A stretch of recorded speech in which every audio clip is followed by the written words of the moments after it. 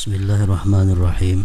Alhamdulillah wassalatu wassalamu ala Rasulillah sayyidina wa maulana Muhammad ibni Abdillah wa ala alihi wa sahbihi wa man tabi'a hudah, amma ba'd.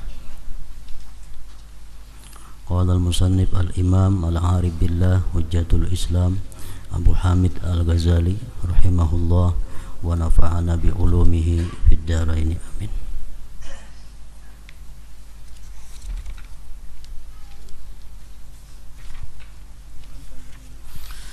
Bab kedua tentang cara amal-amal perbuatan zahir dari salat, mulai dengan takbir dan apa yang sebelumnya.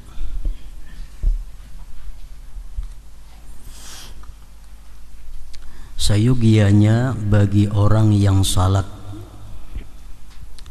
apabila selesai dari wudu dan bersuci dan dari kotoran di badan, tempat dan pakaian, dan menutup aurat dari pusat sampai ke lutut kalau laki-laki, kalau perempuan seluruh tubuh kecuali muka dan dua telapak tangan. Nah, sesudah selesai itu untuk tegak berdiri dengan menghadap kiblat.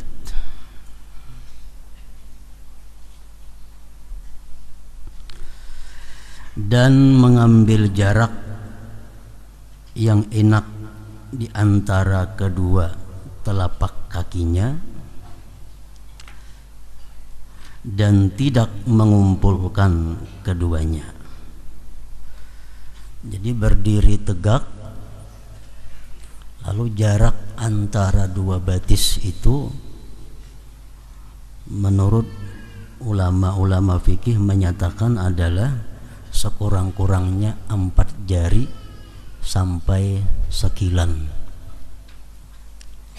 Jadi kita meranggangakan dua telapak batis itu 4 jari paling kada, atau paling lebar sekilan jarak antara dua batis.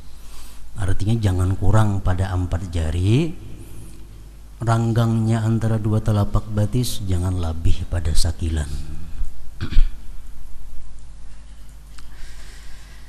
Dan tidak mengumpulkan keduanya. Artinya dua batis itu jangan bersantuk. Nah, kalau ada pawaknya, jadi batis ini berait, dua telapak batis berait. Nah, jangan macam itu, ranggangakan. Dan tidak mengumpulkan keduanya.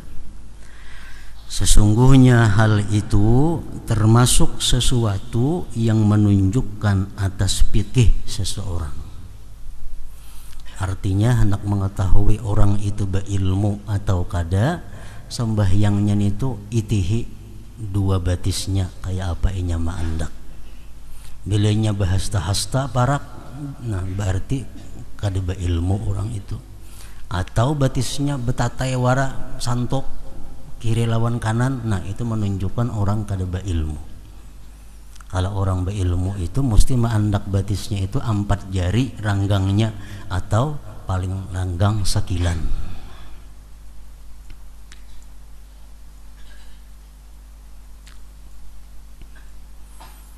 Jadi amun kebiasaan ranggang itu terpaksa dilatih dahulu. Kaina ranggang tupang terus. Berpuluh-puluh tahun sudah ranggang itu batis na bahasta-hasta. Lalu mau ubahnya terpaksa perhatian, latihan. Nabi sallallahu alaihi wasallam telah melarang dari merapatkan dua batis tadi, dilarang oleh Nabi. Dan berpincang dalam salat. Yang dimaksud dengan merapatkan adalah menyertakan dua telapak kaki dengan bersamaan. Daripadanya terdapat firman Allah Ta'ala, muqarranina fil asfad, artinya diikat bersama-sama di dalam belenggu. Sedangkan berpincang yang dimaksud adalah mengangkat salah satu dari dua kaki. Jadi antara batis kanan lawan batis kiri ini tinggi sebelah, itu pun dilarang juga. Termasuk di sini adalah batis kiri, batis kanan itu kada rata, ada nang taka maju, ada nang taka belakang. Maandak batis nih, kiri kan nang tak maju sedikit atau kanan kan nang tak maju, itu pun dilarang juga. Atau bertumpu tubuh kepada salah satu di antara dua kaki, itu pun termasuk nang dilarang juga. Nah, jadi awak kita waktu berdiri itu bujur-bujur dipikul oleh kedua kaki kita. Jangan makan sebelah, baik kiri atau kanan. Nah, jadi batis itu mesti rata, jangan ada nang maju sebuting, jangan, atau tertinggi sebuting, jangan juga. Daripadanya terdapat firman Allah Azza wa Jal, As-Safinatul Jiyad, surah Sad, artinya kuda-kuda yang tenang waktu berhenti dan cepat waktu berlari. Nah, jangan kayak batis kuda bermaju sebelah. Nah, itu. Jadi mesti batis kita sejajar. Ini adalah sesuatu yang dipelihara pada kedua kakinya ketika berdiri. Jadi terpaksa diitihi dahulu batis kita nih. Sebelum sembahyang itu kita itihi dahulu batis, rata kada, ranggangnya kayak apa. Nah, ini termasuk kesempurnaan sembahyang, kesempurnaan salat. Kita atur dahulu batis supaya sekadar sekilan ranggangnya. Nah, kemudian lagi andaknya rata, jangan ada yang mundur tak maju, dan jari-jari batis itu mesti menghadap kiblat. Kayak itu, misalnya kiblat di sana, kayak itu, jangan kayak ini batis. Kebiasaan kalau kada dilatih bisa nang kebiasaan macam itu batis mandak, nah miring ke kanan sebuting, miring ke kiri sebuting. Karena kada terperhatiakan ranggangnya bahasa hasta sudah bahalang kayaknya pulang batis sembahyang. Nah jadi mesti rapatakan batis sekadar sekilan dan rata supaya jari-jari nang 10 ini umpat menghadap kiblat.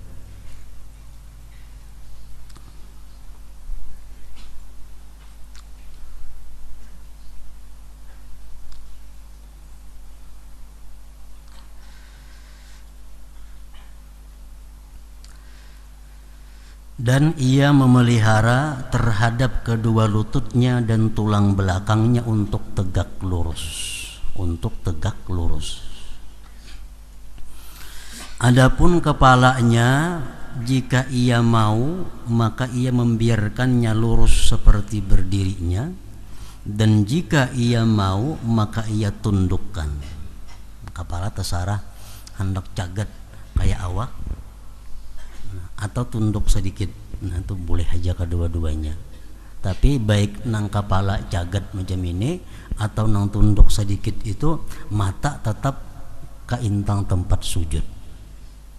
Masalahnya kepalanya aja nang tegak atau tunduk sedikit, kalau mata tetap disuruh melihat tempat sujud.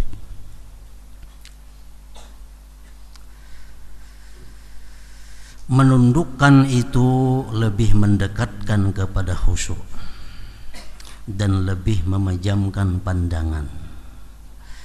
Hendaklah pandangannya terbatas pada tempat salatnya yang mana ia salat padanya. Jika ia tidak mempunyai tempat salat, maka hendaklah ia mendekat ke dinding atau hendaklah ia menggaris dengan garis, karena hal itu memendikkan jarak pandangan dan mencegah terpecah belahnya pikiran. Dan hendaklah ia menahan pandangannya dari melampaui tepi tempat salatnya, dan batas-batas garis, amunnya di garis. Misal sembahyang di tanah, kada ada besangu pasahapan, kada ada apa garis. Nah, jadi mata kita jangan hendak lewat daripada garis itu. Hendaklah ia terus menerus pada berdiri, demikian juga sampai ke ruku tanpa menoleh ke kiri atau ke kanan. Ini adalah adab berdiri sembahyang itu.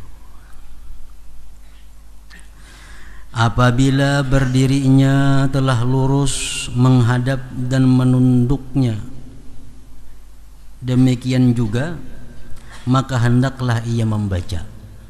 Sudah berdiri tegak, batis sudah rata, jarak antara dua batis sudah pas tadi sekilan atau kurang sedikit, maka hendaklah ia membaca Qul a'udzu birabbin nas sampai habis.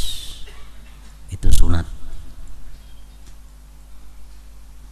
Surah An-Nas. Artinya katakanlah saya mohon perlindungan kepada Tuhan manusia sampai seterusnya. Maksudnya agar membaca surat An-Nas untuk menjaga diri dari syaitan. Karena kita membaca surat An-Nas itu syaitan lari berjauh daripada kita.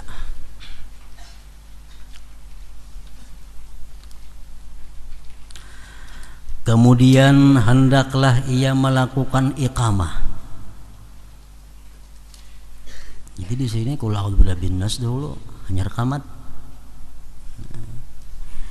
Jika ia mengharap datangnya orang mengikut dengannya, maka hendaklah ia azan dahulu. Nah, sudah tuntung semuaan itu. Kemudian hendaklah ia menghadirkan niat, yaitu pada waktu zuhur misalnya ia mengata di dalam hatinya, saya tunaikan fardu zuhur karena Allah. Dan sunat juga menutur dengan lisannya, usalli fardaz zuhri lillah, saya tunaikan fardu zuhur karena Allah. Perkataan saya tunaikan untuk membedakan dari qadaan, untuk membedakan dari qadaan, dan kata fardu untuk membedakan dari sunat, dan kata zuhur untuk membedakan dari asar dan lainnya. Hendaklah arti lapaz-lapaz ini hadir di dalam hatinya, karena itu adalah niat. Sedangkan lapaz-lapaz ini adalah pengingat atau sebab-sebab untuk menghadirkan makna arti-arti itu.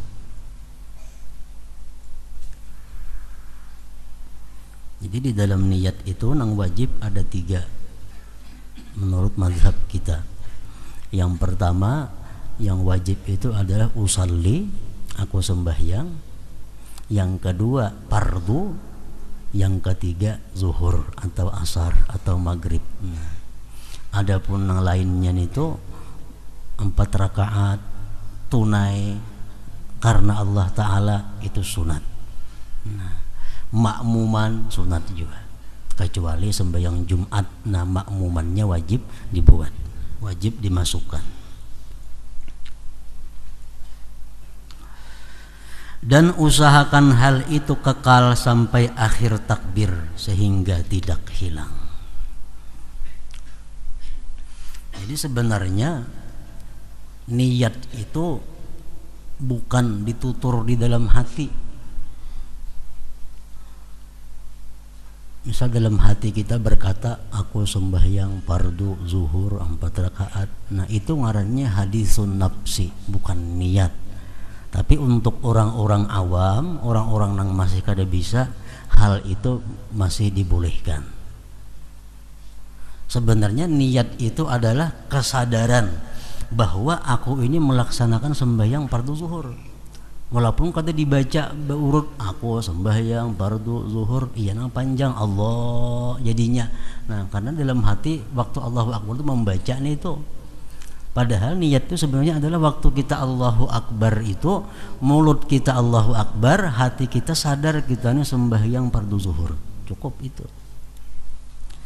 Namun kada bisa nang macam itu masih dibolehkan nang tadi. Mulut Allahu Akbar, dalam hati aku sembahyang fardu zuhur 4 rakaat menghadap kiblat, mengikut imam tunai karena Allah Ta'ala. Nah, itu masih dibolehkan.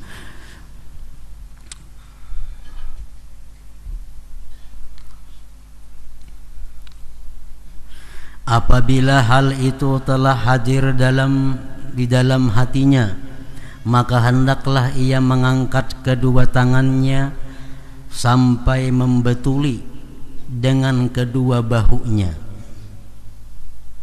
Setelah melepaskan keduanya, sekira-kira kedua telapak tangannya membetuli dengan dua bahunya dan kedua ibu jarinya membetuli dengan kedua bagian bawah telinganya dan ujung-ujung jarinya membetuli dengan ujung telinganya, agar ia menghimpunkan antara hadis-hadis yang ada padanya, dan ia menjadi orang yang menghadap dengan kedua telapak tangannya dan kedua ibu jarinya ke kiblat,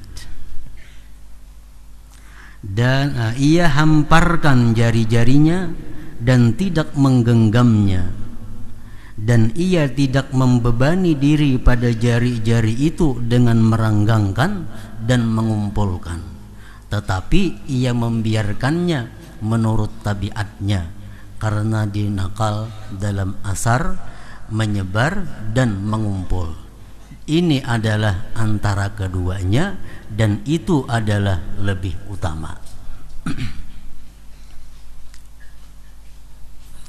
Nah, jadi takbir mengangkat tangan, mengangkat kedua tangan itu supaya ujung jari nang di atas ini membetuli atas telinga, ibu jari ini membetuli bawah telinga. Itu misalnya gitu. Nah, membetuli, bukan disantukakan, kada. Membetuli. Nah, kemudian kedua telapak tangannya menghadap kiblat. Menghadap kiblat. Jangan jam itu miring ngarannya. Allahu Akbar, kemana nih hadapnya telapak tangannya? Allahu Akbar, itu mesti telapak tangan keduanya ini menghadap kiblat. Yang kedua, jari ini dibiarkan kayak tabiatnya macam apa? Artinya kada usah diranggangakan, kada usah dirapatakan. Nah, biar seadanya. Nah, ada juga pendapat dirapatakan, ada juga pendapat diranggangakan. Nah, Imam Ghazali mengambil tengah, yaitu jari-jari itu biarkan macam tabiatnya, kada usah diurus, kada usah diperhatikan macam apa adanya. Nah, dan jangan sekali digenggam.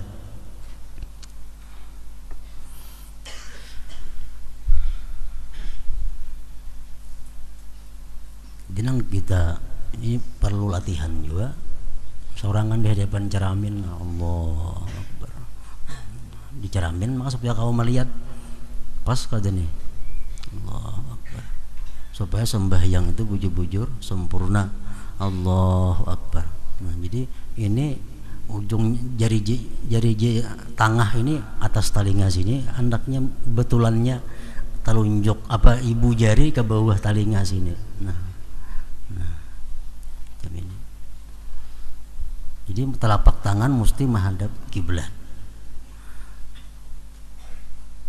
Ada pendapat yang mengatakan sunat ditundukkan sedikit jarinya, supaya ujung jari menghadap kiblat. Ada juga mengatakan kada usah, rata aja macam itu. Yang penting telapak tangannya menghadap kiblat.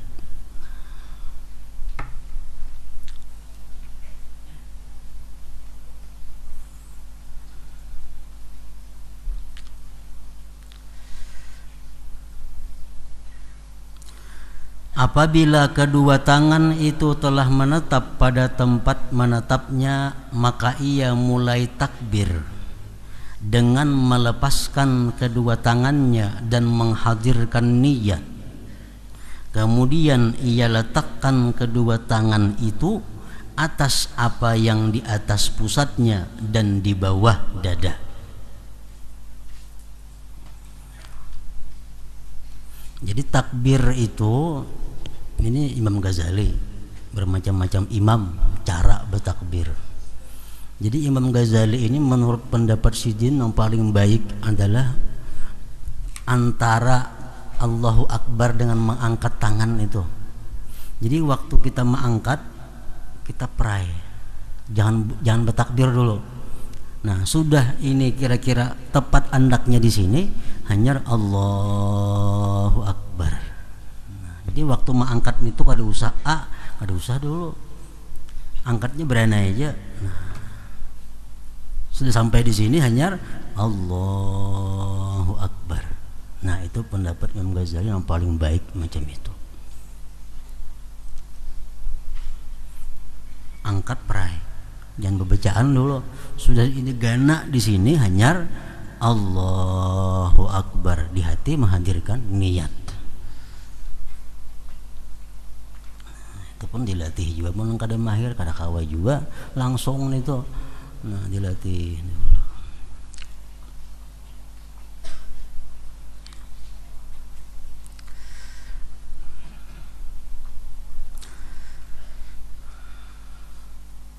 Kemudian ia letakkan kedua tangan itu atas apa yang di atas pusat dan di bawah dada.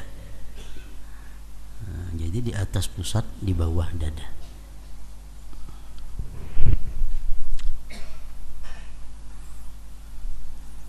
Oleh para ulama ahli hikmah mengatakan, kenapa tangan kita ini diandak di intang sini, di bawah dada, di atas pusat. Nah, ini adalah satu isyarat untuk mengandang nang apa, supaya hati ini jangan turun ke parut jangan naik ke hati. Kan parut ini pikirannya apa? Parutnya urusan makan, urusan minum, segala macam. Nah, jadi urusan itu supaya jangan sampai naik ke hati. Nah, hati supaya jangan turun ke parut. Jadi isyaratnya dikandang dengan ini, tangan diandak di situ.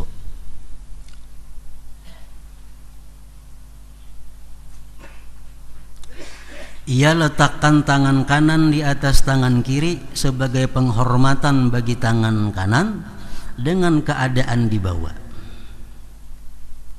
di atas tangan kanan. Sebarkan jari telunjuk dan jari tengah atas tangan kanan sepanjang lengan, dan ia genggam dengan ibu jari, jari manis dan jari kelingking atas pergelangan tangan kiri. Jadi menandak tangan ini pun menurut Imam Ghazali, dua bilah jari ini membujur pergelangan. Nah, sedangkan tiga jari ini menggenggam kok ngarannya ini lilipatan antara dua tangan nih, kok bahasa Arabnya. Nah, jadi tiga jari ini menggenggam ini. Nah,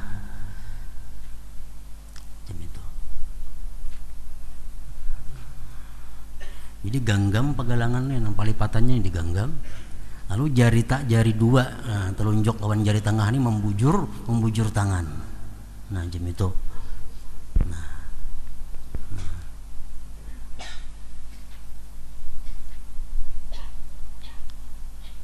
Genggam lawan tiga bilah jari tengah, jari telunjuk membujur lurus. Nah, itu.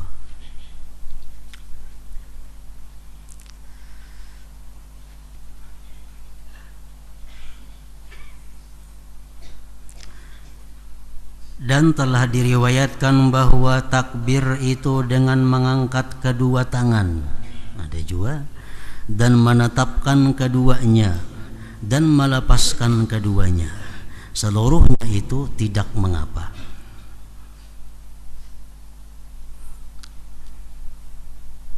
Dan telah diriwayatkan bahwa takbir itu dengan mengangkat kedua tangan dan menetapkan keduanya dan melepaskan keduanya, seluruhnya itu tidak mengapa.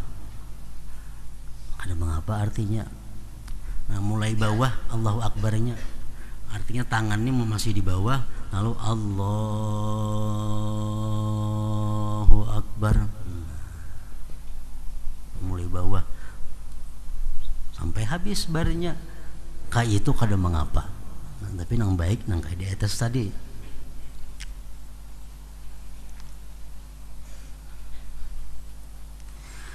Dan saya memandangnya dengan melepaskan itu adalah layak, karena itu takbir adalah akad.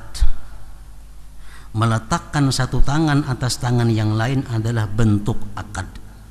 Permulaannya adalah melepaskan tangan dan akhirnya adalah meletakkan tangan.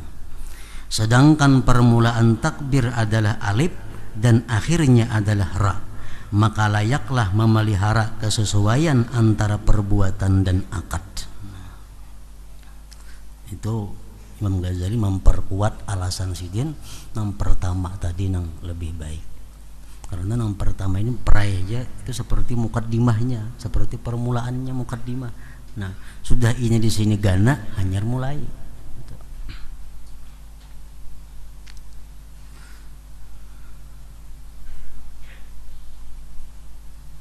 Maka layaklah memelihara kesesuaian antara perbuatan dan akad. Adapun mengangkat tangan adalah seperti mukaddimah bagi permulaan itu. Kemudian tidak layak untuk mengangkat kedua tangannya ke depan seperti menolak bacaannya itu, ini mengangkat membujur menolak ketika takbir.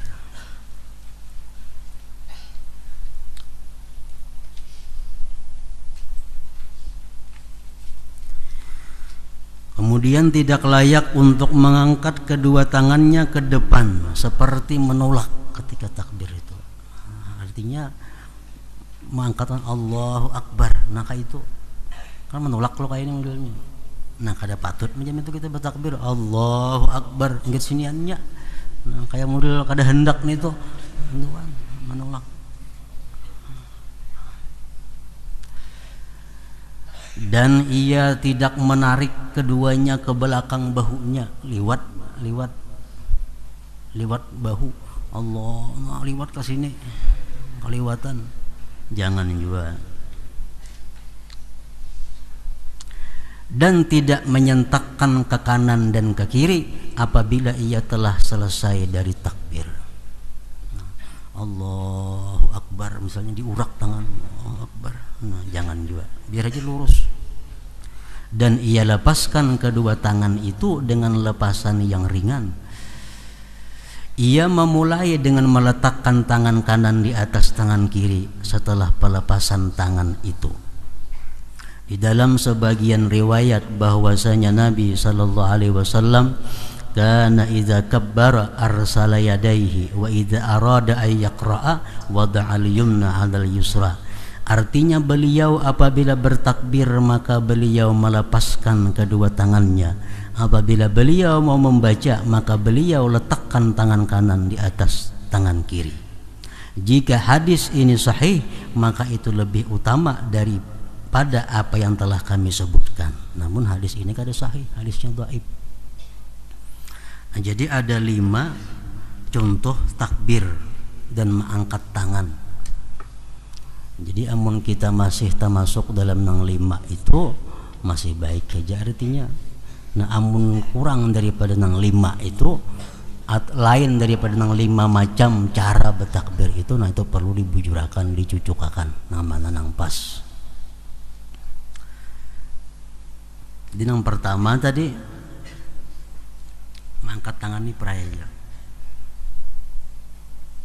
Allahu Akbar semacam itu nang paling baik ujar Imam Ghazali. Allahu Akbar, nah, nomor 1 nih tuh. Nang nomor 2-nya, nang nomor 2 Allahu Akbar, naik perai turun perai, di sini aja Allahu Akbarnya. Itu ada juga dari Nabi kita. Allahu Akbar. Nah, yang ketiga Allahu Akbar. Nah, pol semuaan, naik turun di atas. Nang keempat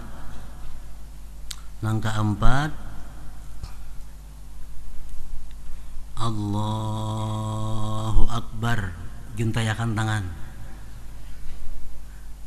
Karena sudah bacaan hanya anak ke sini. Itu pun pernah juga oleh Rasulullah. Jadi Allahu Akbar, nah juntai. Sudah baca auzubillah, nyerna tangan ke sini. Juntayakan sama sekali. Yang kelima, naiknya aja Allahu Akbar. Nah, Allahu Akbar. Turunnya kada lagi. Nah, jadi namanya antara lima itu nang cucok, nang kawa, nang nyaman. Amunnya kawa usahakan yang pertama tadi, karena itu yang dimu'tamadkan oleh Imam Ghazali dan Imam An-Nawawi. Naiknya aja perai. Nah, ukur dulu tangan sudah sampai asap pas di sini kira-kira, hanyar Allahu Akbar. Nah itu hendak tangan berdahulu asa kira-kira pas sudah, hanyar Allahu Akbar. Nah kayak itu.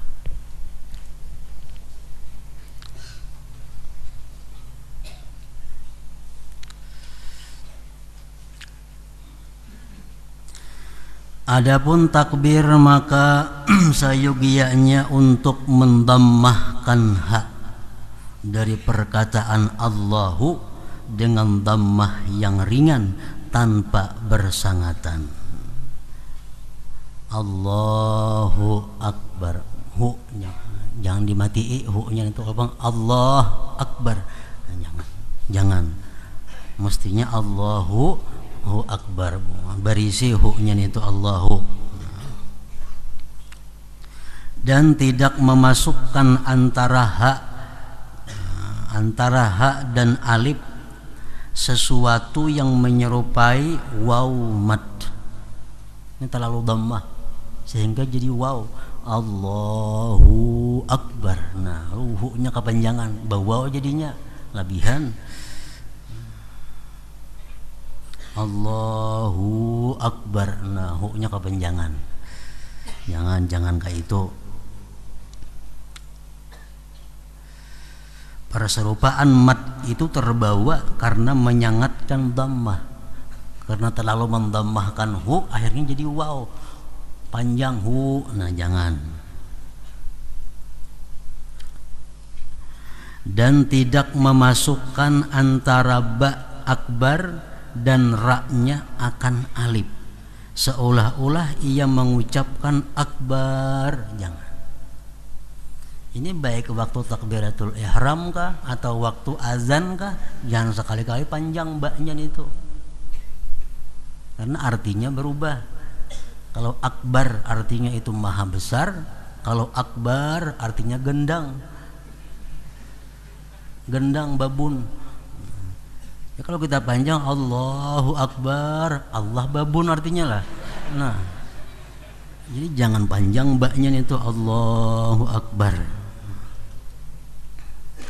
Dan dijazamkan bar ra-nya, dan tidak mendammahkannya ra itu.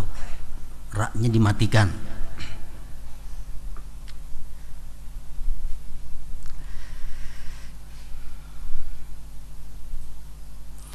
Dan lagi disebutkan oleh para ulama fikih yang perlu diperhatikan, bahwa panjangnya Allah yang lebih daripada 14 harakah. Allah, nah bisa panjang sekali di situ. Allah, karena kada bisa berniat, lalu niatnya mulai membaca tadi. Nah, Allah, nah itu boleh, cuma jangan lebih pada 14 harakah. 14 harakah.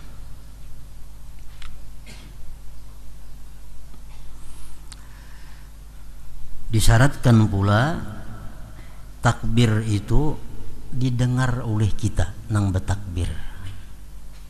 Bila kita seorang kada mendengar, kada sah takbirnya. Jadi kita mesti mendengar takbir yang kita ucapkan itu, nah mesti telinga kita mendengar. Kalau keadaannya normal, telinganya normal, keadaan sekitar normal, kada ada ribut, kada ada apa, nah kita mesti mendengar takbir yang kita ucapkan itu.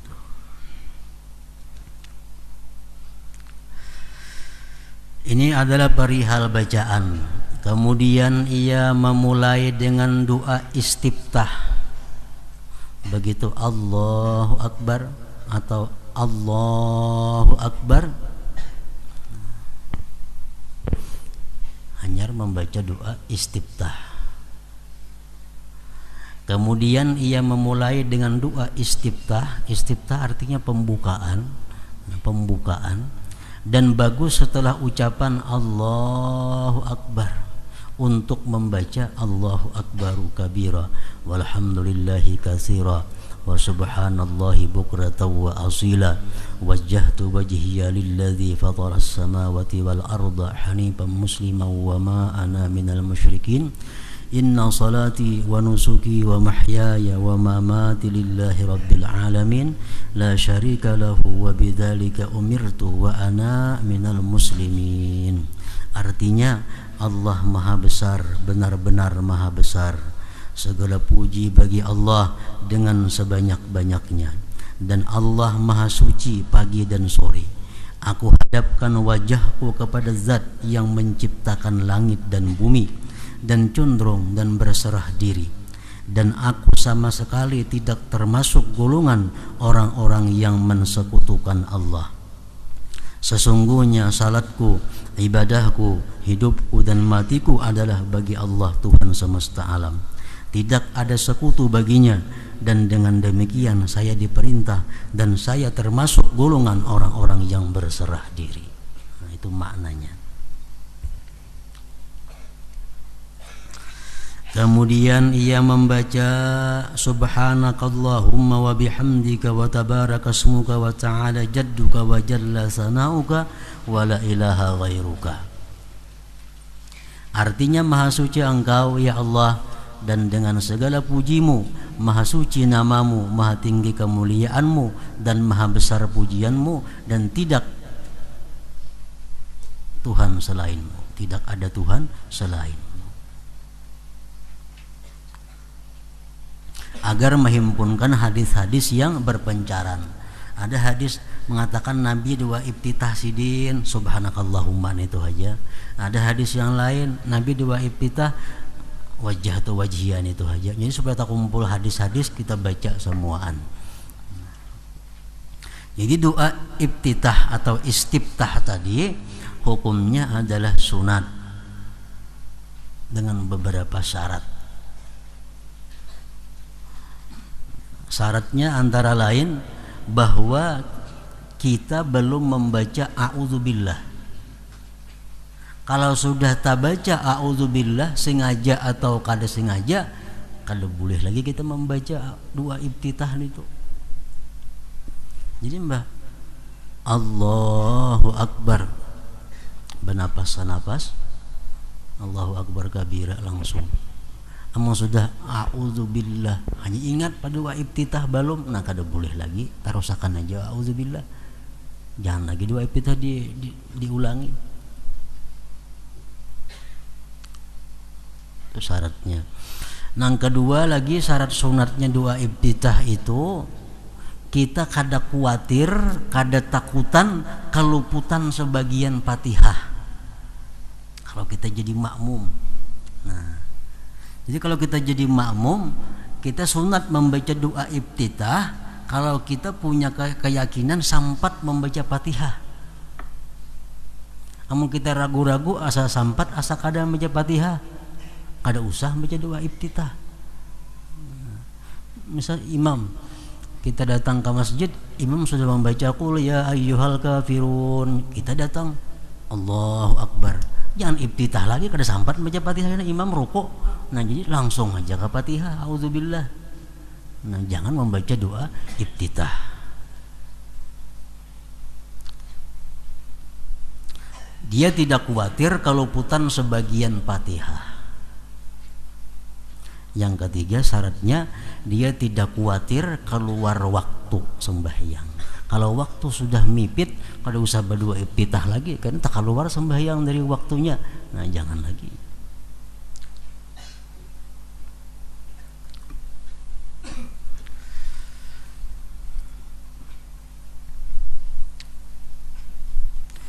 Dan jika ia di belakang imam, maka ia meringkas. Jika imam tidak diam lama, yang mana ia membacanya. Namun kita makmum cukup salah satu di antara dua tadi ibtitah, nah mana hendak kita pilih. Kada usah kedua-duanya. Kalau pindah kada sawat kena. Ngamun sembahyang sorangan, ayo baca dua ibtitah sepanjang-panjangnya, kada jadi masalah.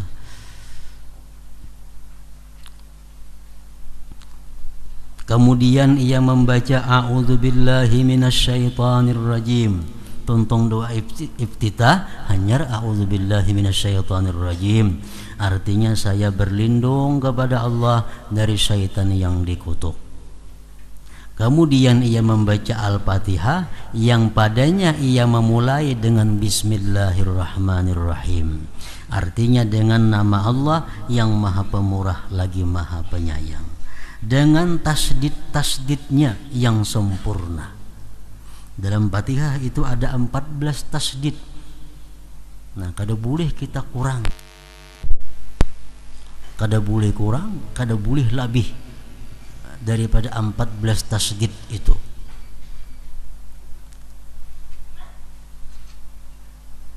Dalam Bismillahirrahmanirrahim ada 3 tasdid.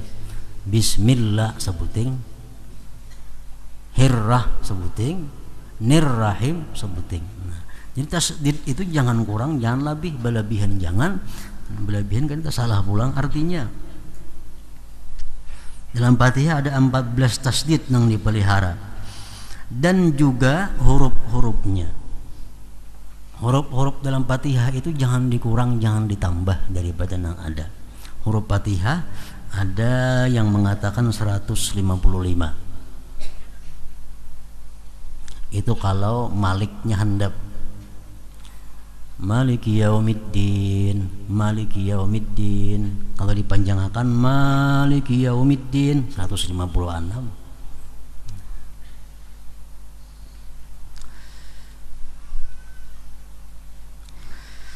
Ia bersungguh-sungguh dalam membedakan antara dad dan za. Dan di akhir Al-Fatihah ia membaca amin, semoga Allah memperkenankannya artinya, dan memanjangkannya akan sebagai panjang amin, dan jangan menyambungnya dengan bacaannya waladhdallin, jangan disambung waladhdallin amin, apa sambung orangnya. Jadi mesti ada di situ diam, sekadar membaca subhanallah waladhdallin amin, nah, sekadar subhanallah, untuk membedakan bahwa amin itu bukan termasuk daripada Al-Quran, membedakan amin bukan termasuk bagian dari surat Al-Fatihah. Ia menyaringkan bacaannya pada salat subuh, maghrib dan isya, kecuali jika ia menjadi makmum, dan ia menyaringkan bacaan amin. Kemudian ia membaca surat atau sekadar 3 ayat Al-Quran atau lebih. Dan akhir surat itu jangan disambung dengan takbir mau turun rukuk, dengan memisah antara keduanya dengan kadar bacaan subhanallah. Lakum dinukum waliyadin. Diam sekadar subhanallah, hanya Allahu Akbar rukuk. Jangan waliyadin Allahu Akbar, nah berait jangan. Membedakan antara Quran surah lawan takbir.